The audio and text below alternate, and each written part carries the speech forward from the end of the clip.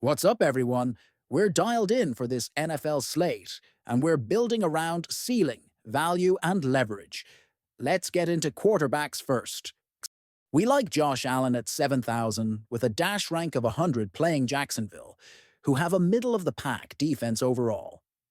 He's projected for 24 points with 23 fantasy points per game on the season, and he just posted 30 and 24 in two of his last three.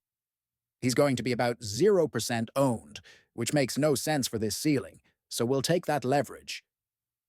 There's even narrative juice from the recent coverage noting both Josh Allen and Lamar Jackson are attractive quarterbacks for a new NFL head coach to inherit, which reflects how the league views Allen's ability to drive an offense. We're paying for elite dual-path upside and the projection backs it. As a salary saver, we like Aaron Rodgers at 4,800 versus Houston, who have a tough defense overall. He's projected for 15 with 15 fantasy points per game and a recent line of 4, 18, and 7. Ownership sits around 0%, which gives us a tournament pivot if Allen gets steamed elsewhere.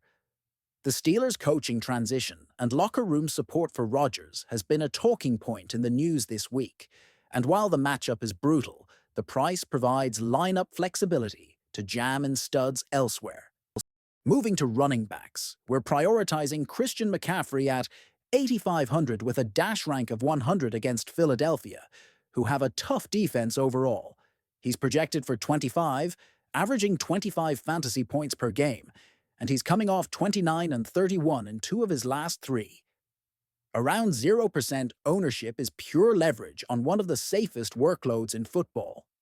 Recent articles highlight that McCaffrey returned to his dominant 1,000-yard self and is making his playoff return in style, which aligns with the elite projection and floor-ceiling combo we want to build around.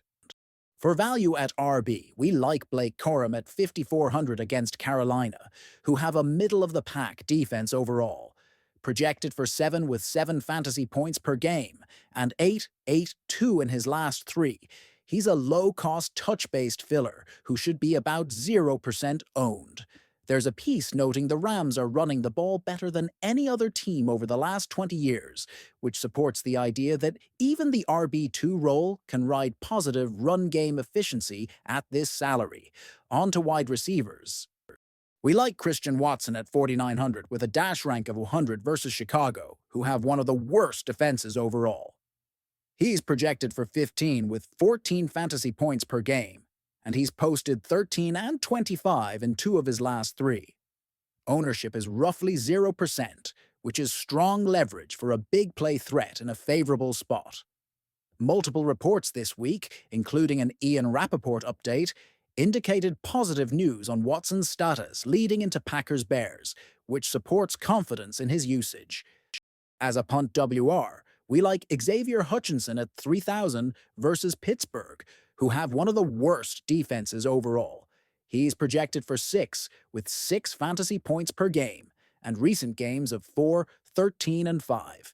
He's about 0% owned and gives us salary relief with a path to 5 to 7 targets in scripts where Houston spreads the ball. At tight end, we like Dallas Goedert at 4,200 with a dash rank of 100 versus San Francisco, who have a middle-of-the-pack defense overall.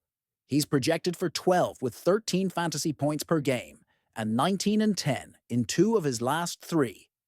Ownership is about 0%, which is rare for a TE tied to an offense that Pro Football Focus just ranked number 1 among pass-catching groups heading into camp, per the recent article. That combination of team context and recent usage gives us a strong mid-range TE. For a punt, we like Cade Stover at 2,500 versus Pittsburgh, who have one of the worst defenses overall. He's projected for 4 with recent games of 4 and 2, and he'll be around 0% owned. At minimum price, we're simply buying routes at a weak position to unlock spend elsewhere. Flex time. We like Romeo Doubs at 4,400 with a dash rank of 100 against Chicago, who have one of the worst defenses overall. He's projected for 11 with 10 fantasy points per game and a ceiling flash 29 last game. Ownership is about 0%. There's a recent article listing Zay Flowers, Christian Watson, and Romeo Doubs as solid options in Week 17, and with the Tucker Craft injury news tightening Green Bay's pass-catching tree, Doubs gets a subtle target share bump in a soft matchup. We're flagging Tucker Craft as a do-not-play. Multiple reports this week confirm a torn ACL for Kraft, and he was carted off against Carolina.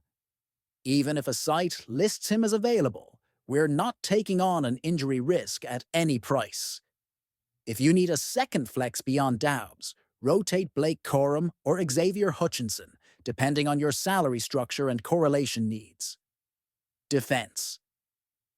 We like the Texans' D at 3,300 with recent fantasy totals of 12, 8, and 11. They're facing an opponent who have a middle-of-the-pack defense overall, and with ownership around 0%, we're leaning into recent form and price. If you need to punt, we like the Chargers' D at 2,200. They're projected for 4 and will be around 0% owned. It's pure salary relief to jam Allen plus CMC while still capturing turnover variance. To wrap it up, our core is Josh Allen and Christian McCaffrey for ceiling, Christian Watson and Romeo Doubs for matchup-driven leverage against one of the worst defenses overall, Dallas Goedert for mid-tier TE stability backed by that PFF #1 pass-catching unit article, and Texans or Chargers D based on salary needs. We're using Rodgers, Corum, Hutchinson, and Stover as value pivots to fit construction, and we're avoiding Tucker Craft due to the confirmed ACL tear in the news.